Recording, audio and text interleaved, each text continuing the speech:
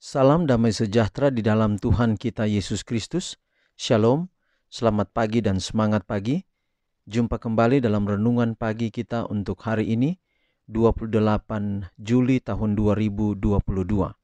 Dan pekabaran firman Tuhan kita di pagi hari ini dengan judul Namanya Kudus dan Dahsyat. Sebelum kita lanjutkan, mari kita tunduk kepala dan kita berdoa. Bapa di surga, terima kasih atas kebaikan-Mu dalam hidup kami hingga pada saat ini. Kami bersyukur untuk pekabaran firman Tuhan yang hendak kami dengar, bagaikan roti, makanan yang hendak kami makan di pagi ini. Kiranya boleh menguatkan kami dan menuntun kami untuk tetap setia sampai Tuhan datang pada kali yang kedua. Terpujilah nama Tuhan, dalam nama Yesus kami telah berdoa. Amin. Sekali lagi judul renungan kita di pagi hari ini 28 Juli 2022 yaitu Namanya Kudus dan Dahsyat. Ayat firman Tuhan kita terdapat dalam Mazmur 111 ayat 9. Dikirimnya kebebasan kepada umatnya, diperintahkannya supaya perjanjiannya itu untuk selama-lamanya. Namanya kudus dan dahsyat. Sekali lagi, Mazmur 111 ayat 9, dikirimnya kebebasan kepada umatnya, diperintahkannya supaya perjanjian itu untuk selama-lamanya. Namanya kudus dan dahsyat. Baik dalam kebaktian umum maupun kebaktian pribadi, adalah kesempatan kita bersujud di atas lutut kita di hadapan Tuhan ketika kita mempersembahkan permohonan kita kepadanya. Yesus teladan kita berlutut dan berdoa. Tentang murid-muridnya tercatat bahwa mereka juga berlutut dan berdoa. Paulus menyatakan, "Aku menekuk lututku ke hadapan Bapa Tuhan kita Yesus Kristus." Ketika mengakui dosa-dosa Israel di hadapan Allah, Esra berlutut. Daniel 3 kali sehari ia berlutut, berdoa serta memuji Allahnya. Penghormatan sejati bagi Allah diilhami oleh suatu perasaan akan kebesarannya yang tak terbatas dan perwujudan hadiratnya. Dengan perasaan terhadap yang tidak kelihatan ini, setiap hati harus mendapat kesan yang dalam.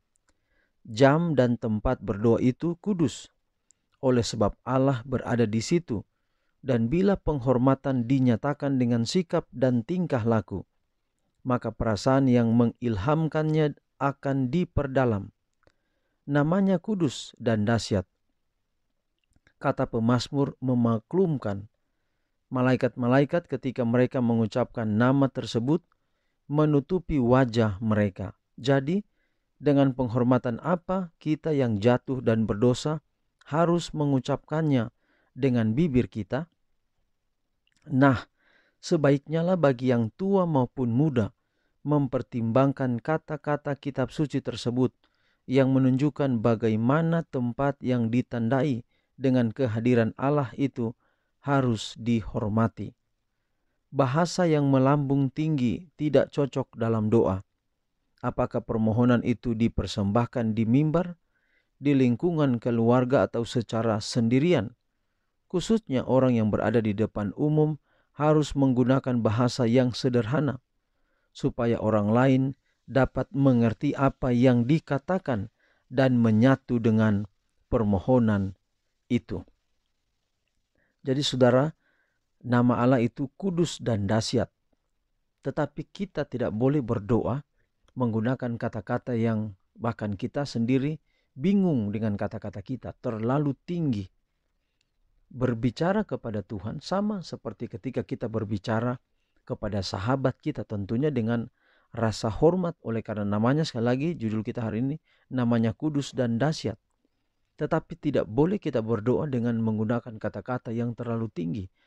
Atau bahkan ada beberapa dari antara orang-orang Kristen ini berdoa bahkan hampir tidak menyebutkan nama Tuhan, nama Allah. Saya berikan contoh. Misalnya saudara berdoa, saudara sebutkan demikian. Di pagi hari yang indah ini, ketika matahari mulai terbit. Nah, ini adalah kata-kata yang tidak menempatkan Tuhan, kata-kata Tuhan itu utama dalam penyebutan doa. Jadi sebaiknya ketika kita mulai doa, kita mulai dengan misalnya kata Bapa kami dalam sorga, atau kata ya Allah ya Tuhan kami, atau kita mulai dengan Bapa di sorga. Nah, itu sebagai contoh. Maka kita menempatkan kata atau nama Allah yang dahsyat dan yang kudus itu di awal sebelum kita memulai doa. Jadi kuncinya di sini berdoa kepada Allah yang Maha Kudus, tetapi dengan kalimat-kalimat yang sederhana. Bukan kalimat yang melambung tinggi. Bahkan kalimat-kalimat itu tidak cocok di dalam doa. Kalau kita berkata-kata, kata-kata yang sederhana, orang yang bersama-sama dengan kita berdoa mereka mengerti, maka kita percaya, yakin bahwa doa itu juga diterima oleh Tuhan. Biarlah pekabaran pagi hari ini boleh menjadi berkat dalam kehidupan kita semua. Mari kita akhiri pekabaran pagi ini dalam doa, kita berdoa. Bapa di surga, terima kasih untuk pekabaran yang indah hari ini. Secara teknik atau secara aplikasi yang boleh kami terapkan, boleh kami aplikasikan, hidupkan dalam kehidupan kami hari ini dan seterusnya. Kami yakin percaya bahwa kata-kata yang sederhana dalam doa itulah yang akan Tuhan dengar dan itu akan membawa berkat besar dalam hidup kami. Hari ini kami serahkan seluruh hidup kami dalam tangan Tuhan. Pemeliharaan kasih ajaib jadi bagian kami, dan biarlah berkat-berkat Allah bagi pendengar renungan pagi ini di mana saja berada, Tuhan memberkati. Bapa di surga, inilah doa kami, terima kasih. Terpujilah namamu ya Bapa, dalam nama Yesus kami telah berdoa. Amin. Saudaraku yang kekasih, demikianlah pekabaran untuk hari ini. Sampai jumpa besok. Tuhan kiranya memberkati kita semua dan kita boleh berhasil melalui hari ini. Dengan keberhasilan itu kita bisa terus memuliakan nama Tuhan. Tuhan berkati kita semua. Shalom.